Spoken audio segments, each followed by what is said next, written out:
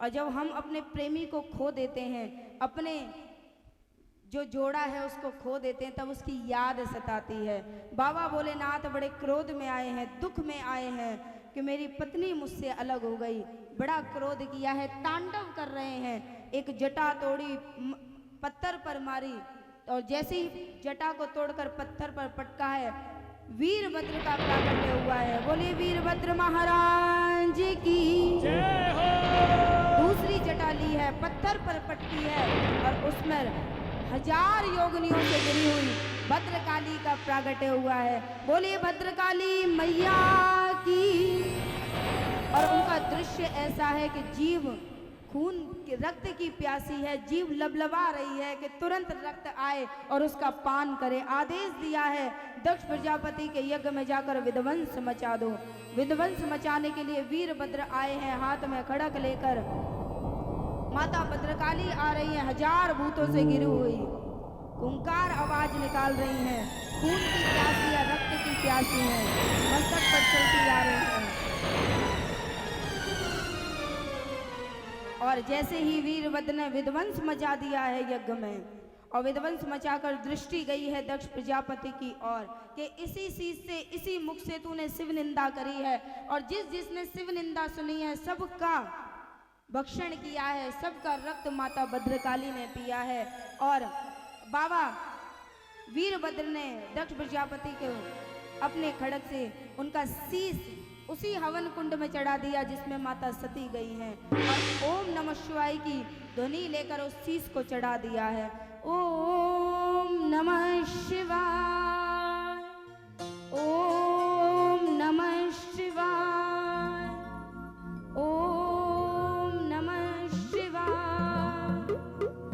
ऐसे मंत्र का उच्चारण कर कर उस अग्नि कुंड में शीश को चढ़ा दिया है। वो मैं करने वाला शीश आज धू धू कर कर जल रहा है। जब देखा दक्ष प्रजापति का शीश कट गया है, सभी देवता प्रार्थना करते हैं कि अब बाबा भोलेनाथ बड़े क्रोध में है, माता सती का वो शरीर लिया है और भूमंडल से जा रहे हैं। जब देखा है देवताओं ने कि बाबा भोलेनाथ का ऐसे ही दृश्य रहा, तो जो त्रिगुण देवता है, त्रिगुण देवता है, उनकी जोड़ी टूट जाएगी। बाबा भोलेनाथ को दोबारा वैसा ही करना पड़ेगा। आज बाबा भोलेनाथ को दोबारा करने के लिए माता सती का जो शरीर है वो भी छीन लिया। भगवान विष्णु ने अपना चक्र माता सती के शरीर पर छोड़ा है, और जब शरीर पे वो चक्र लगा है तो मैया के वो जो टुकड़े हुए हैं वो जगह जगह पे गिरे हैं, और जहाँ जहाँ मैया के वो टुकड़े गिरे हैं वहाँ वहाँ मैया के सिद्ध पीठ बनकर तैयार हुए हैं। बोलिए भद्रकाली मैया की जय हो। जयकारा कल कमाई का बोले साचे दरबार की जय। सिद्धपीठ 51 सिद्धपीठ हैं जो बड़े प्रसिद्ध हैं। 51 सिद्धपीठ बने हैं। जहाँ नैन गिरे वहाँ पर नैना देवी हुई है, जहाँ पर मैया का निचला भाग गिरा है वहाँ मैया कामाख्या रूप में विराजमान है। कामाख्या की एक बहुत बड़ी विशेषता है कि अगर वहाँ पर, वहाँ की जमीन पर कोई भी जिसके संतान उत्पन्न नहीं हो रही है, संतान नहीं हो रही है, वो महिला एक रात्रि उस फर्श पर लेट जाए तो वो गर्भ धारण कर लेती है। आज विशेषता है उसकी, कामाख्या मैया के मंदिर की।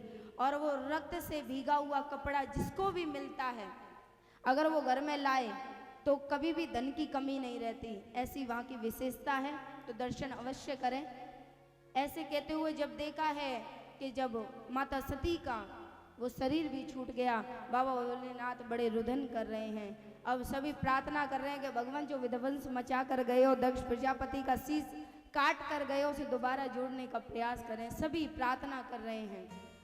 नमामि शमशान निर्वाण रूपम विभु व्यापकम वेद ब्रह्म स्वरूपम अजम निर्गुणम निर्वकल्पम निरीहम चिदाकाश माकाश श्वासम भजेहम निराकार मोकाल मूलम तुरियम गिराज्ञान गौतीतम मीशम गिरीशम।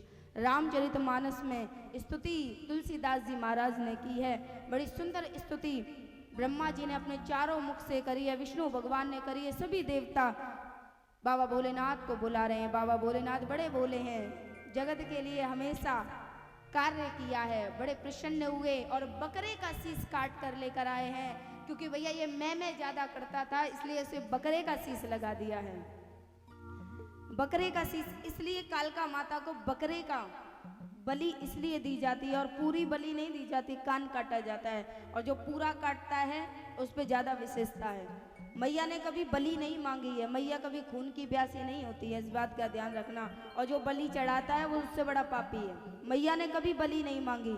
जो मैं करता है उसकी मैं दूर जरूर भगाई है। मैया ने कभी बलि नहीं मांगी है। और समस्त देवी देवताओं में सबसे जल्दी प्रसन्न जो होती हैं वो कालका माता है।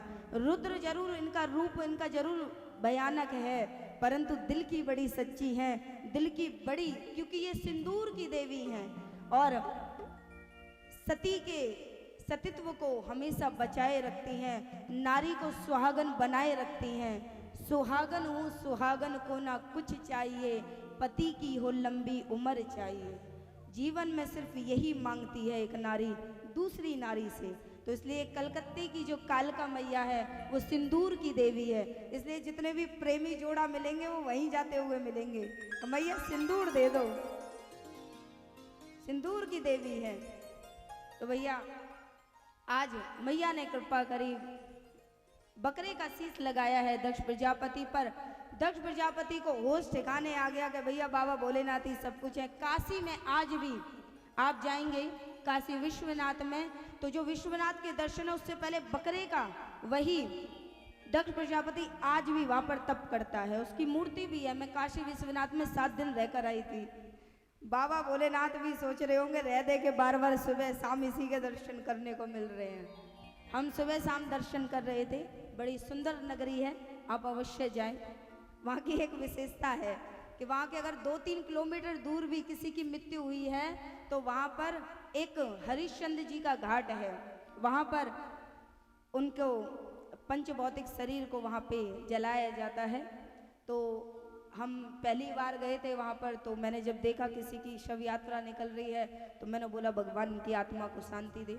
2 मिनट बाद फिर शव यात्रा देखी, मैंने भगवान इसकी आत्मा, हर 2 मिनट बाद शव यात्रा निकल रही, मैंने बोला भगवान अब तू हमारी आत्मा को शांति दे। इतनी शव यात्रा बार बार बोलते बोलते हम थक गए, क्योंकि भैया हमने सुना कि भैया यहाँ कौन कौन कह रहे 5 किलोमीटर भी अगर दूर किसी की भी शरीर शांत होता है तो उसका पंचभौतिक शरीर यहीं आकर जलाया जाता है। बड़ी विशेषता है। भगवान इतनी कृपा करना कि जब ये शरीर छूटे तो भगवान के धाम मरी छूटे। इतनी प्रार्थना, कितने सुंदर उनका शरीर, कितने सुंदर उनके भाव होंगे। तो यही प्रार्थना करना भगवान अंतिम समय में हम निकले तो तेरे पवित्र धाम पर हमारा शरीर छूटे, तेरा नाम लेते लेते छूटे।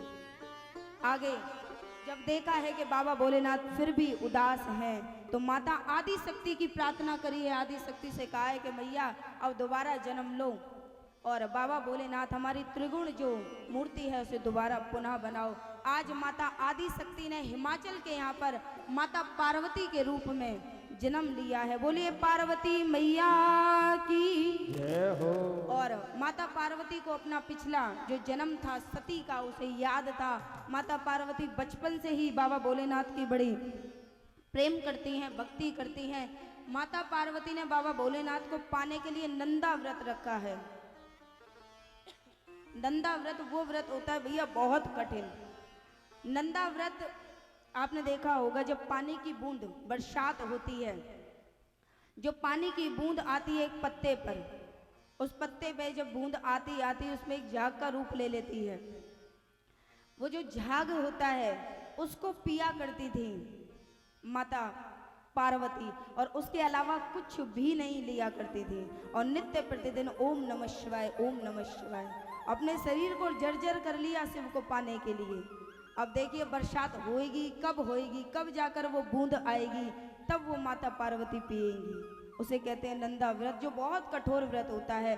और ये माता अनुसुईया ने माता पार्वती को बताया था कि आप नंदा व्रत के द्वारा भगवान शिव को प्राप्त कर सकते हैं। तो बहुत सुंदर नंदा व्रत रखा है। आज बाबा भोलेनाथ आते हैं माता पार्वती से ब्याह रचाने के लिए।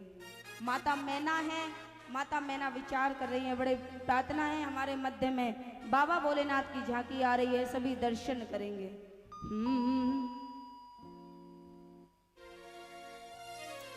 माता पार्वती विचार कर रही हैं कि मेरी छोटी सी जो पार्वती है आज वो दुल्हन के रूप में सजेगी, बड़ी सुंदर उसका श्रृंगार होगा। हो मेरी छोटी सी गौरा बनेगी दुल्हनिया और सज के आएंगे बोले बाबा, ब्रह्मा विष्णु बजाए